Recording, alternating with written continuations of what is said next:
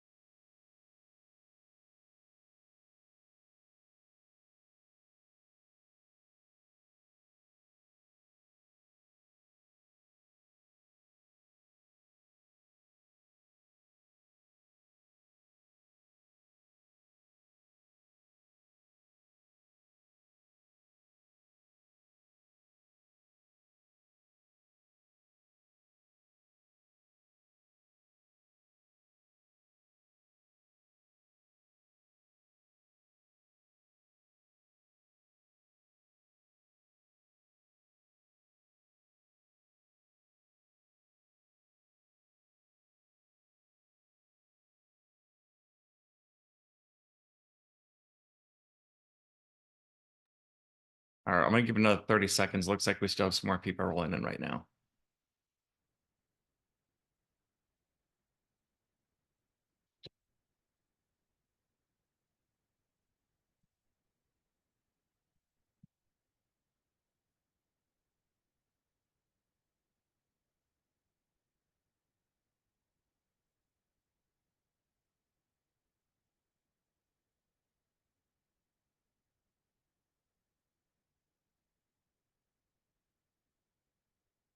Okay, I think we've got a full house right now, so we can get started.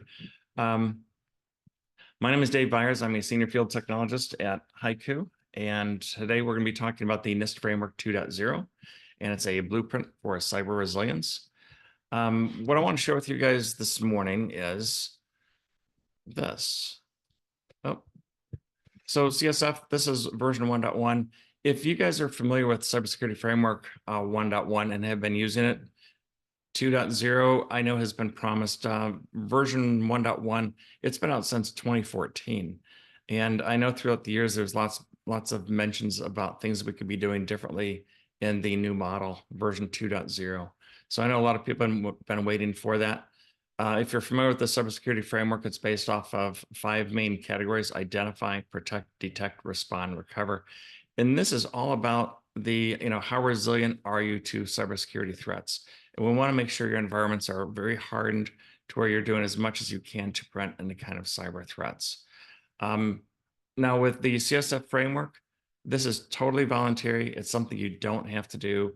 However, if you have current cybersecurity policies, you might even have cybersecurity teams that have set the standards for how do we protect our business and the organization, protecting our applications and data. The cybersecurity framework gives you a really good way to actually add on to the current cybersecurity policies your organization currently has today. The version framework 1.1, it looks like this, typically 5 functions, 23 categories, 108 subcategories. And 1.1 was really developed for the critical infrastructure only, and it wasn't really generally used for even smaller organizations, SMBs.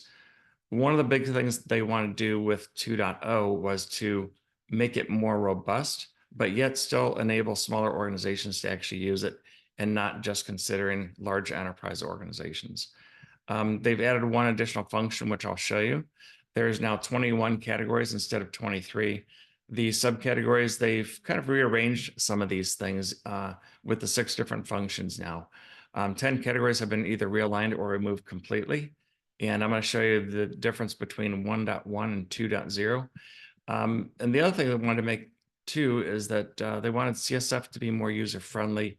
They want to provide more documentation and more guidance, which I've gotten a really good look at what that looks like, and I'll share that with you as well. So what's new? Well, it's extended scope.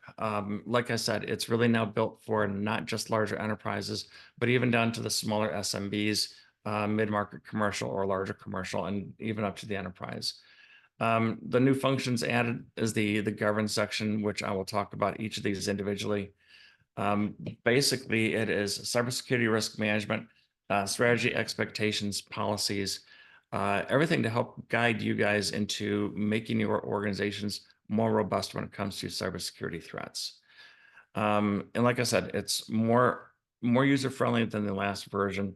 At the very end of my presentation, I've got a lot of really good links, and I'm going to also surprise you with some of the documentation I've seen recently. And in the news, I just found this out on Monday, February 26th, they now released 2.0. So this came to a total surprise for me. I thought it was going to be April or maybe sometime in the summertime, but they had just released this. This is an actual screenshot from the NIST website. So this is all new. Some of the documentation I'm going to be sharing with you, I pulled off of the website on Monday. So some of this information is even new to me. So I've been getting my hands on it, and I will show you some of the actual documentation to help you when you're actually developing some of your cybersecurity profiles. So once again, the 1.1 is pretty much the category identify, protect, detect, respond, and recover.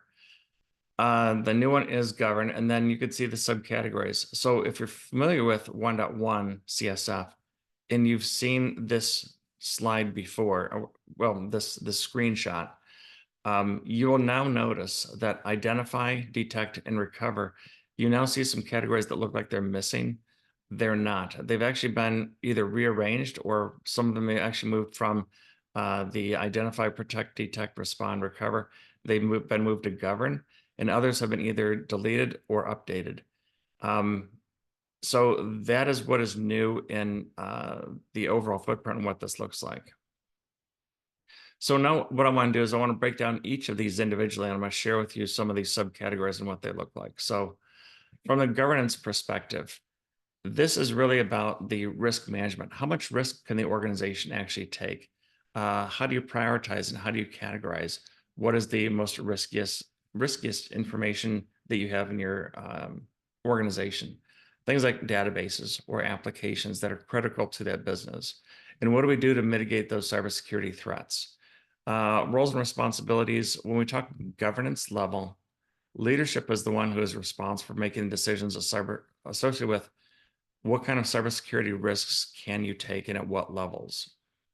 They also help develop the policies and procedures. The cool thing is I'm going to share with you some of the documentation that CSF has come up with.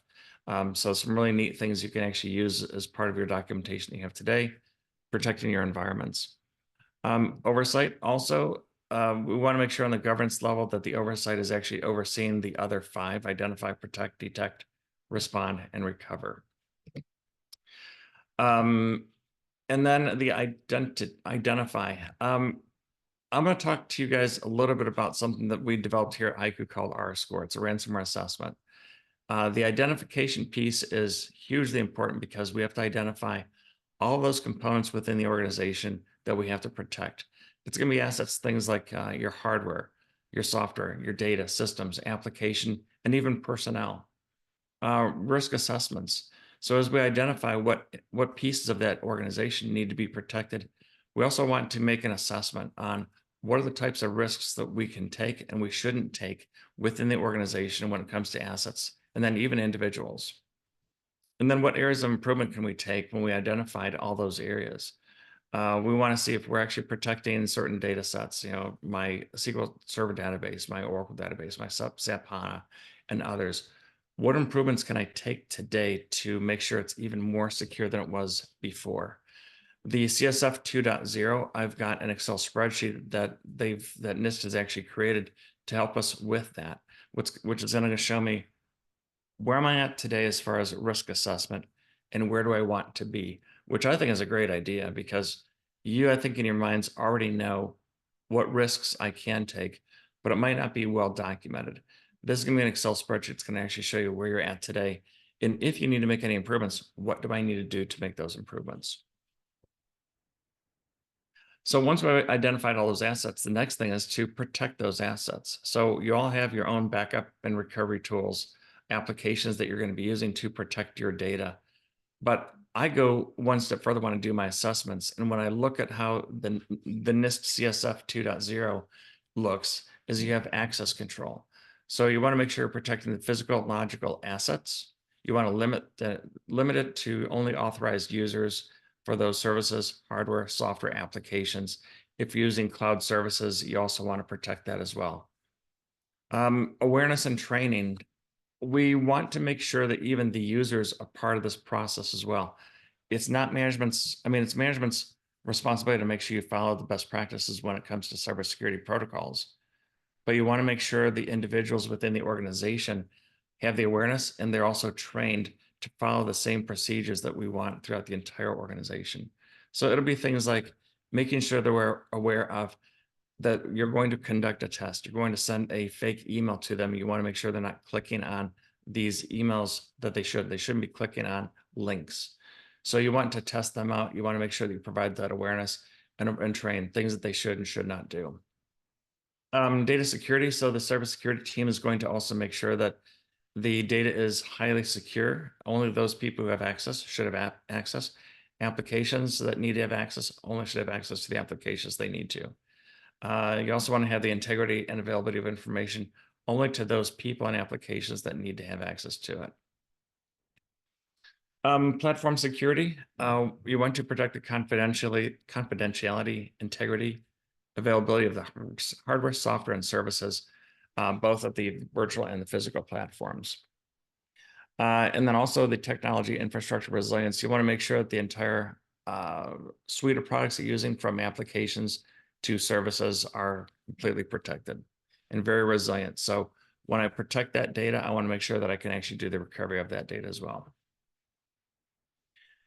Detection. So once we protected that data, the next thing is we want to have tools, whether they be hand-grown, custom-made, or if you're using any different types of third-party applications, artificial intelligence, they have these tools that do continuous monitoring for anomalous type behavior.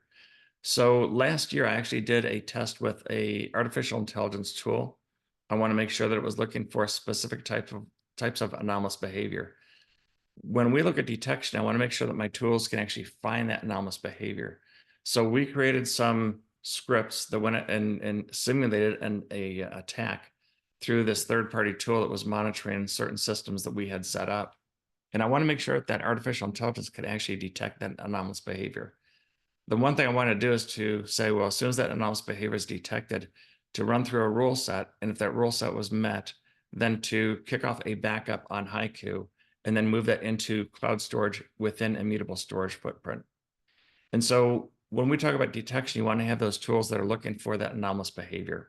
So it's great that you're protecting the data, but the next step is lock the systems down. You want to make sure that you're looking for any kind of anomalous behavior, because your biggest risk is going to be an individual within the organization that might be accidentally clicking on a link that they should not have.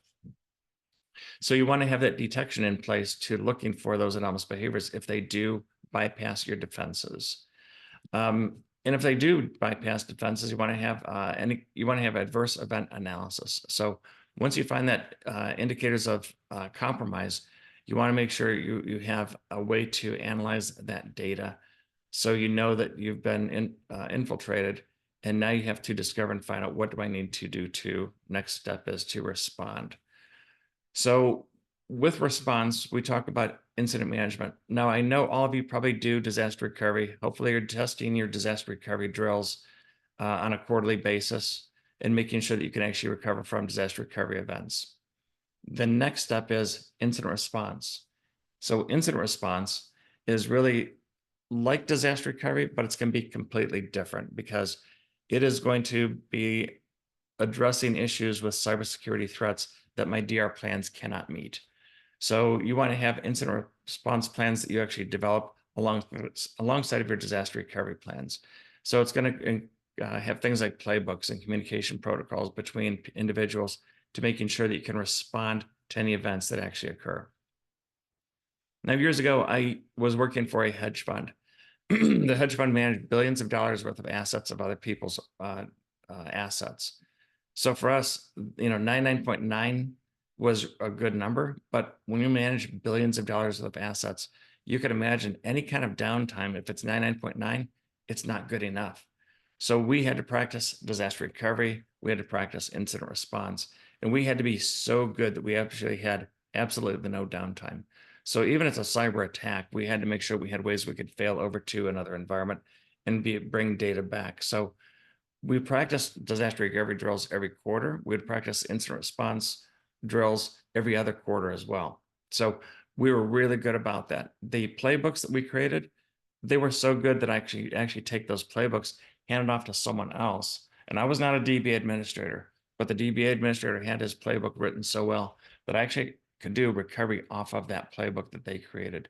So we had to be interchangeable to where we can actually do recovery of data sets where we did not have expertise in, but that's how good those playbooks were. So I encourage all of you, when you're doing the CSF protocols, they actually have these things written well enough that you can actually respond to those cyber threats and get a good night's sleep, because you don't want to be having a threat at your doorstep and not be prepared. And you're kind of thinking on your feet, trying to recover data. So have those plans. The other thing too is if they do get through, you typically want to shut down the production network. You want to perform forensics, looking for who came in, what time they came in, what data was affected, how much was affected, is it encrypted, deleted? We also have to worry about, is my production data, has it been stolen? And they now come back at you and they're going to steal that data from you and put it on the black or the black web. Incident response reporting. Now, if a hacker does come through, we do want to make sure internally as well as externally that we communicate what has actually happened and when. I know a lot of people are kind of averse to showing externally what has actually happened. However, if you have a customer base, you want to communicate that to the customer base, what has happened and what's being done to protect them and their data. So it's always important that you not only share internally, but also externally. Yeah, if you have stakeholders, you might see that there are laws and regulations and policies that you also have to follow, which might say you have to disclose if there was a threat that had come in. And then mitigation. I'll give you another story too. I worked for an organization 6 years ago. I knew of a company up in Minnesota. They were protecting their data. They were doing disaster recovery. They thought they had everything protected. But when they were hit with a cyber threat and their data was stolen, what they did not realize is that when they went to do the recovery, they couldn't recover it. They had to pay the ransom. Unfortunately, what happened is they thought they had got all their data back. They were protected. They were all set. The one thing they did not do when they had their forensics, they did not really understand where that threat came from and how they came in. And unfortunately, it was a few months later, the same bad actors came in and they hit them again. They encrypted all their production data and they held it hostage. They had to pay the ransom a second time. So they learned a really hard lesson when it came to that mitigation, is they did not have their forensics down tight enough to where they understood what the problem was and how they actually came in and how that attack occurred. So I encourage you that once you find out with the forensics, how you became attacked, is that you actually go through the mitigation, make sure it does not happen again, and test your systems. So now that we've identified and we're protecting data, we have detection tools, we have response plans that are built and we are following them. The next step is the recovery piece. So now we go on to do the recovery, and now we follow that incident response plan to actually do your recovery. So CSF now has ways in which we can document a lot of these processes and we can follow those along. So if you currently have incident response plans that are built, now you just augment that with the CSF policies that we can put in place. And that's just an augmentation showing that you're following the best practices within the NIST framework. And then also when we do recovery, and we've done this when we do disaster recovery drills, that you have a set of people that are part of that disaster recovery or incident response teams when you go through the recovery. So when I look at disaster recovery, typically I'm not going to have a cybersecurity team involved at that point because it's not a cyber threat. I live in Houston, Texas. In the summertime, we have to worry about hurricanes. So there's a lot of preparation, and we actually test out disaster recovery plans all the time here in Texas. So when we talk about the incident recovery, that is going to add in the cybersecurity team and various other groups. So when you do the recovery process, you want to make sure you're communicating to internal people as well as external parties. What is it we're doing to actually get us back to where we need to be? So the communication is highly important, along with following the execution plans for incident response. So now what? So it's great that we have all the information, and more than likely you're following a lot of these steps, whether you have documented or it is not documented. You probably know these things. But what I want to show you now is with the CSF 2.0. These are things that I actually downloaded on Monday. So this is one of the first. I'm looking off to my left-hand side because I've got a different screen here, but this is the quick start guide for creating and using organizational profiles. So this is brand new in 2.0. This is going to be one of the links I'm going to have at the bottom of this presentation. John will actually share that out with you at the very end. I'm just going to scroll through this, but it's a really good introduction on how to create these policies.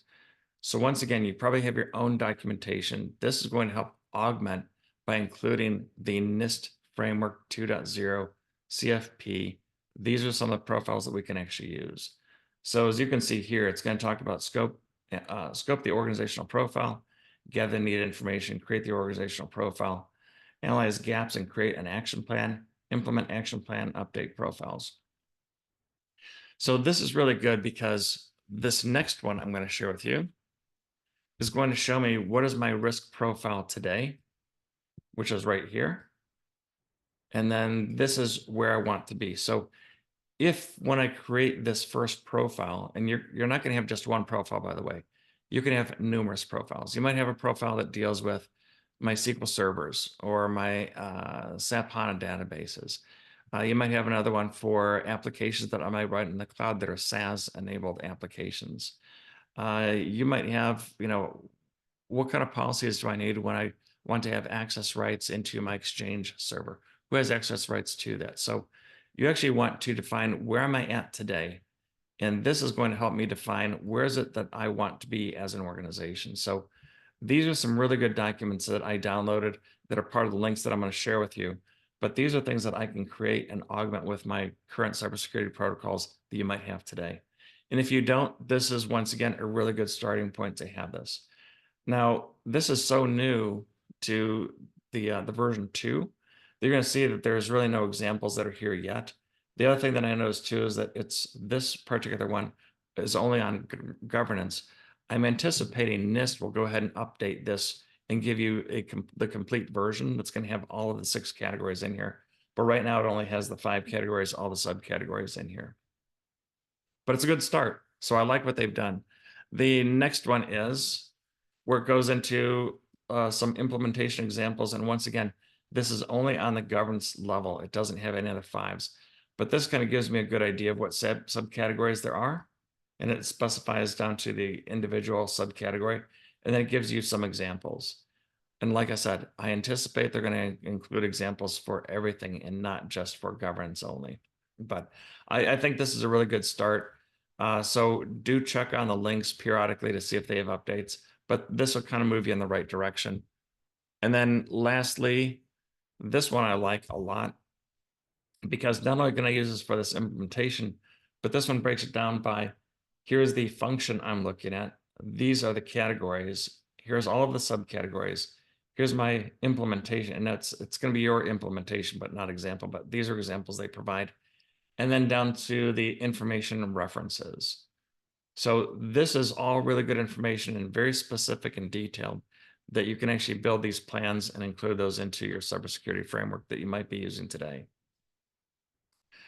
So with that, let's continue on to the presentation. What can HYCU do to help you out? So now that we've defined all of that, how does HYCU align with the NIST framework? So on the governance section, assessing a ransomware readiness with R-Score. HYCU has developed a tool called R-Score.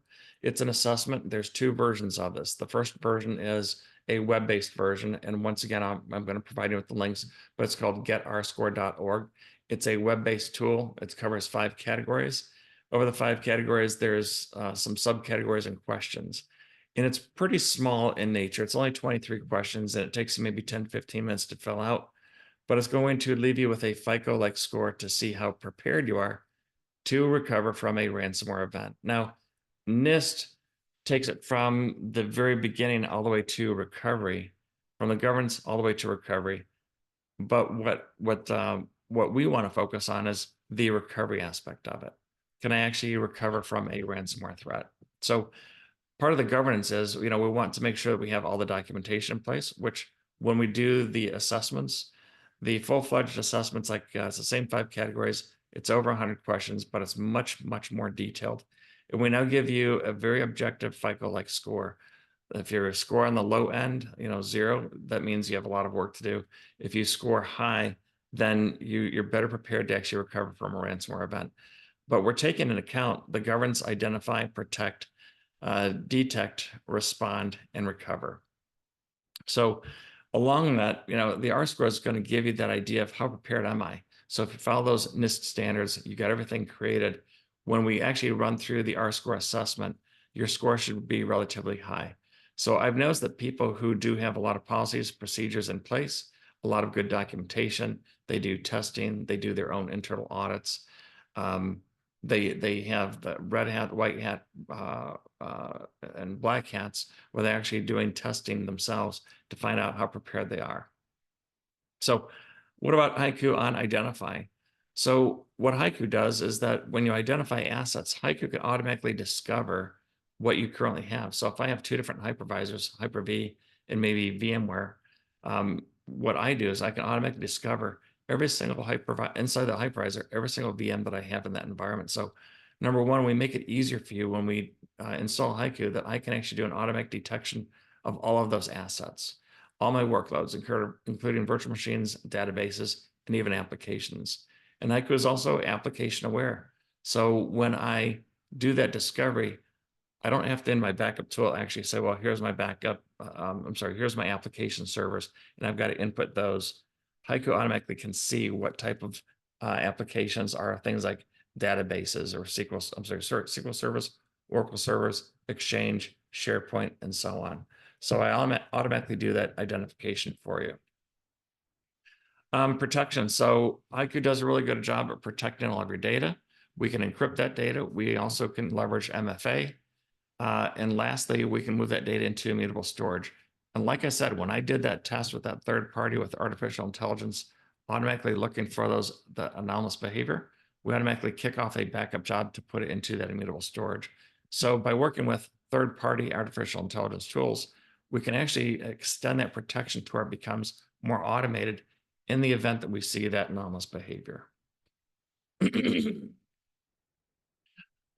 Detection. So the other thing I tell people when I do assessments is you have to validate that your backups are working fine. The last thing you want to do is to say, yeah, I looked at my last report, my backups are fine. But when I try to do recovery, sometimes my recoveries will fail. So I tell people, let's validate my backups for consistency and integrity. So that is one thing. The other thing too with detection, we can also look for any kind of sudden spikes in a backup window that might be growing for some unusual reasons. So we're looking for my backups. They run at a certain time. They run for a certain length of time. I want to look for any kind of anomalous behavior that looks different. So if I notice a typical backup normally is 15 minutes, all of a sudden that backup now is extended for 2 hours. Why is that? Nothing has changed. No new data has come in to make that backup run much longer. So I'm looking for oddities in my backups themselves that might point to anomalous behaviors, right? So that is one thing that we do with detections. We can look for those oddities within the software itself. The respond. So HYCU has a really cool way to do reporting, auditing, and I like it because it's like drag and drop. I can create my own response. So if I have anomalous behavior that occurs, I have a threat that is actually ongoing. Part of my forensics is going to look at my backup too. So I can actually run reports looking for things that might indicate when that event actually occurred and what was actually affected. So I'm going to have that, and I can actually use that information to help me design or modify my playbooks, both from my disaster recovery perspective and also incident response. And then lastly is the recoverability.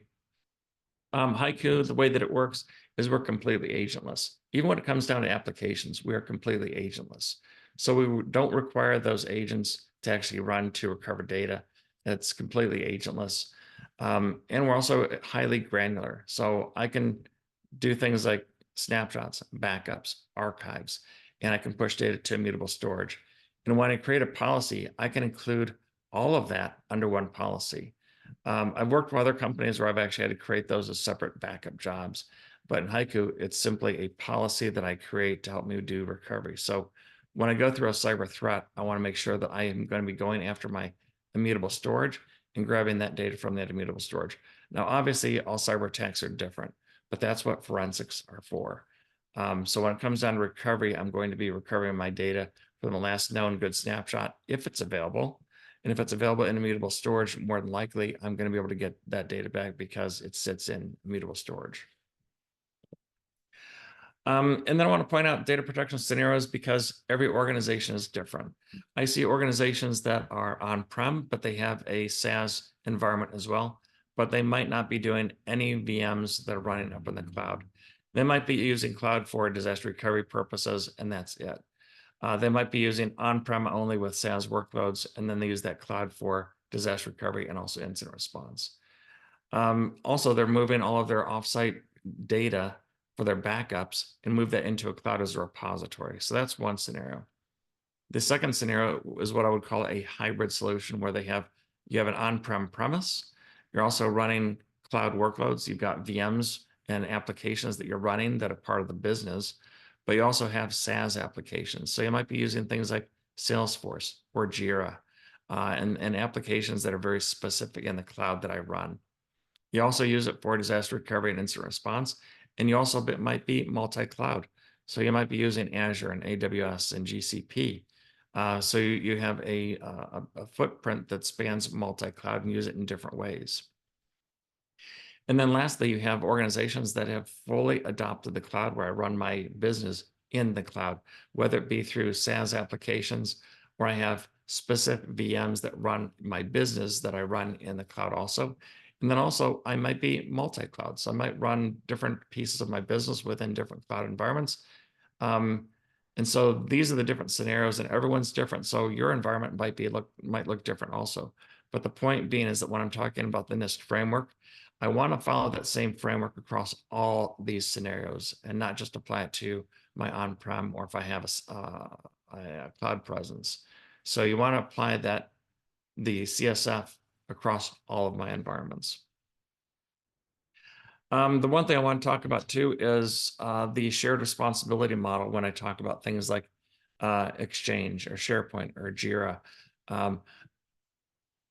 Most SaaS applications that run and SaaS vendors, they say, we will protect the infrastructure, but it's your responsibility to protect your data. So what HYCU did is we came out with something called our cloud, and we now can do a discovery. Once we are in the cloud, we can discover what SaaS applications that you're running in the cloud. So we're the first organization that has actually gone to the level of where we create an API that is a low-code environment, and that low-code environment now where we can actually protect those SaaS applications. Now, it's difficult because there's like 17,000 plus SaaS applications out there today.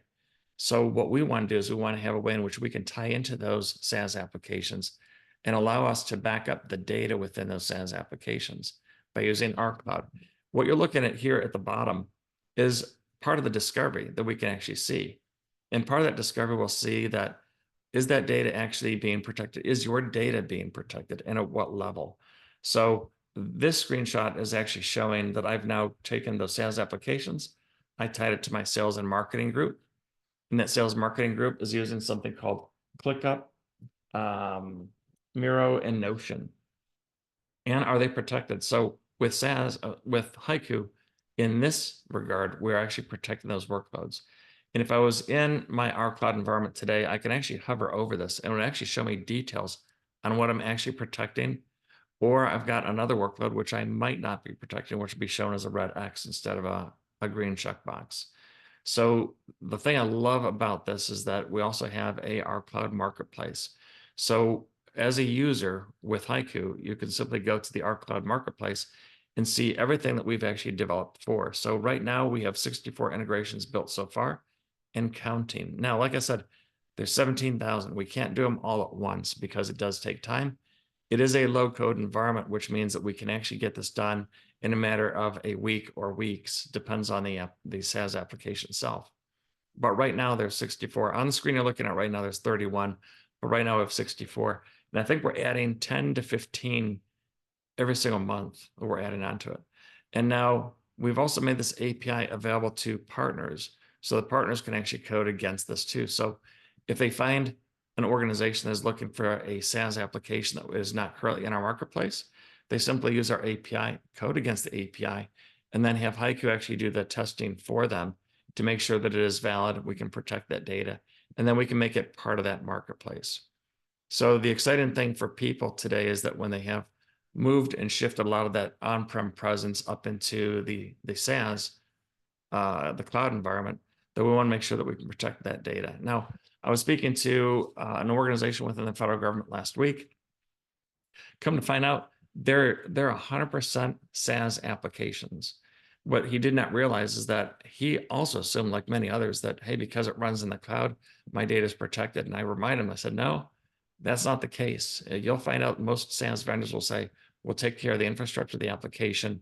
You are responsible for your data. So he loved the aspect that we actually have that. So now I believe there are one or two applications that that are not currently in the marketplace, but for the most part, he was using some of those applications in the SaaS marketplace today.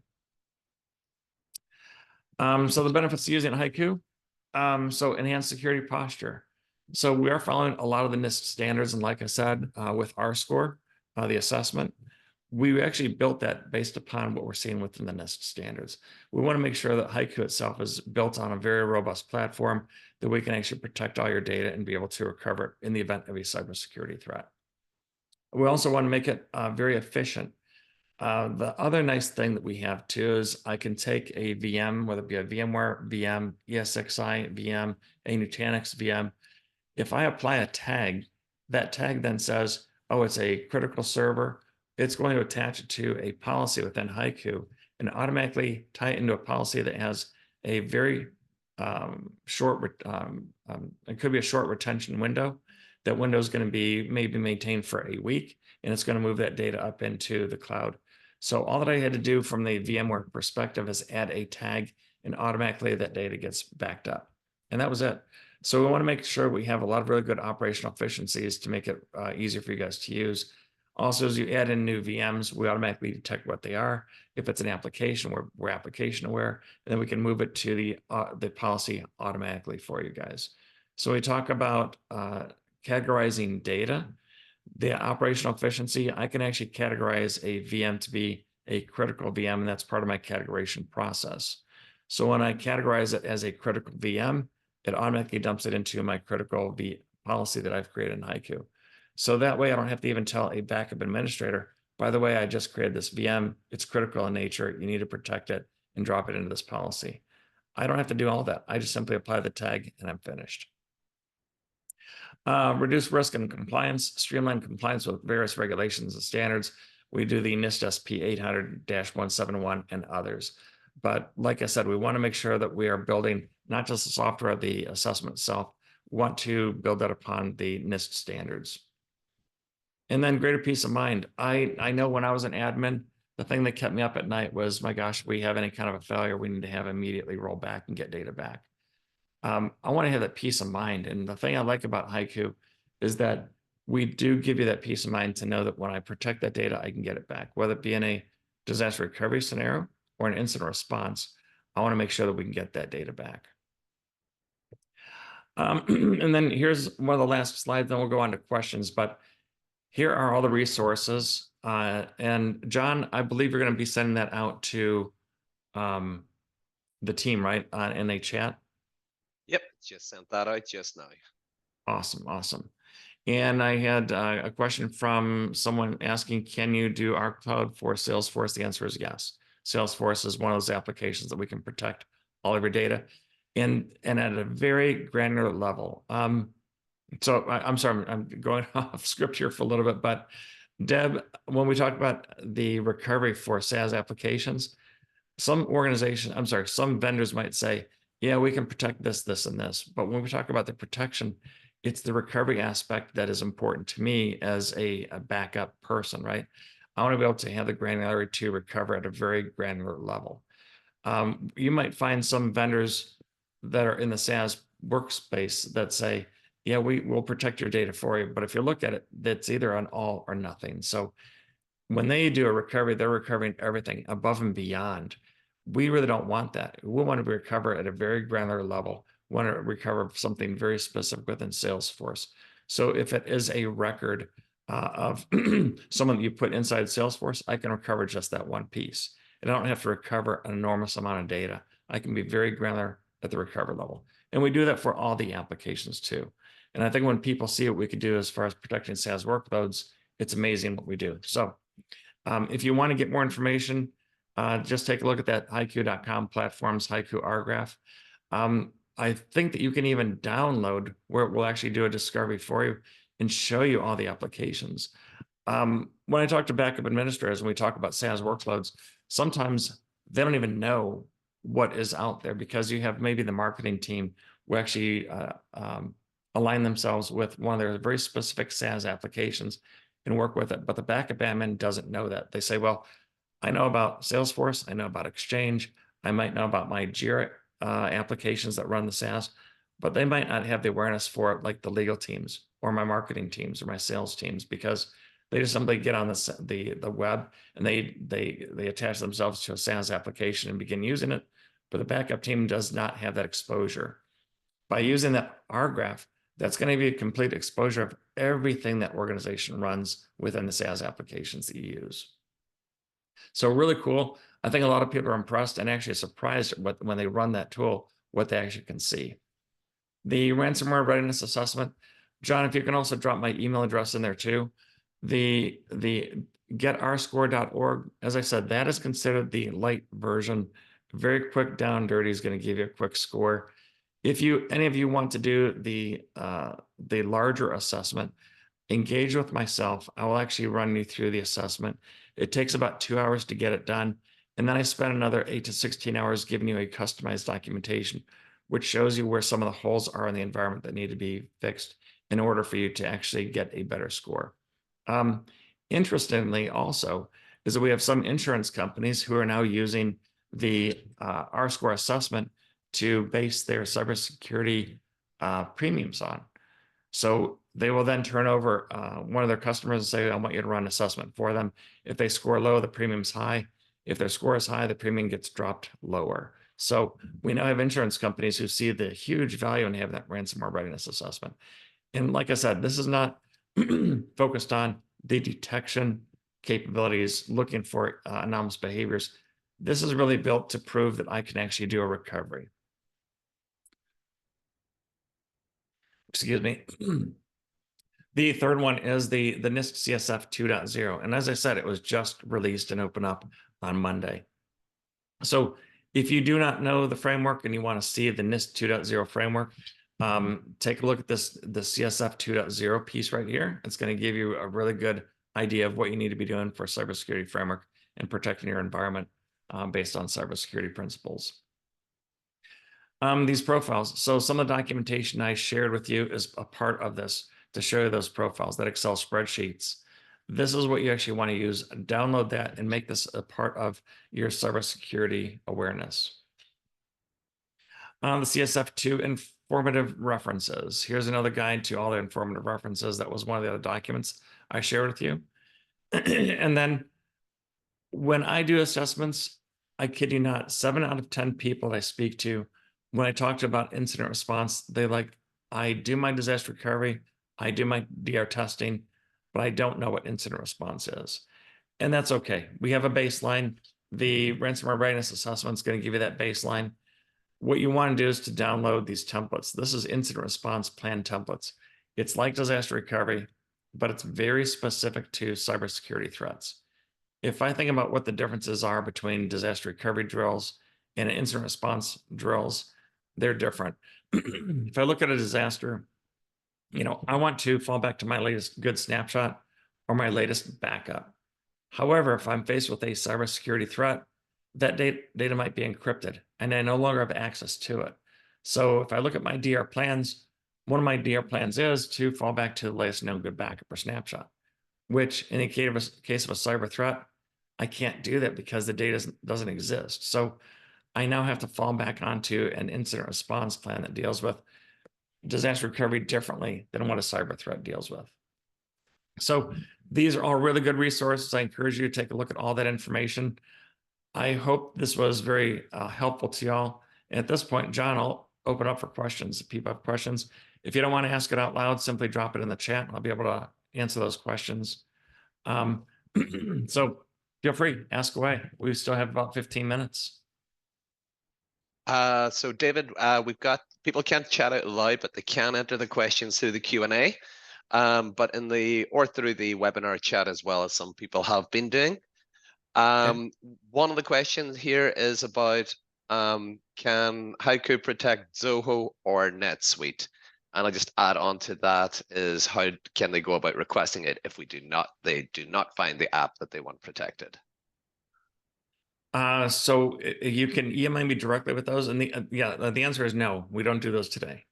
However, what we do is we have an internal tracking system that we can certainly add on to those, and just let me know what applications you want. And then if you send me a private email, what I will do too is I will let you know the full suite of the 64 products, and it's probably even more than that because that was the number from last week. But I can give you a link that will show you all the current applications that are available to you guys.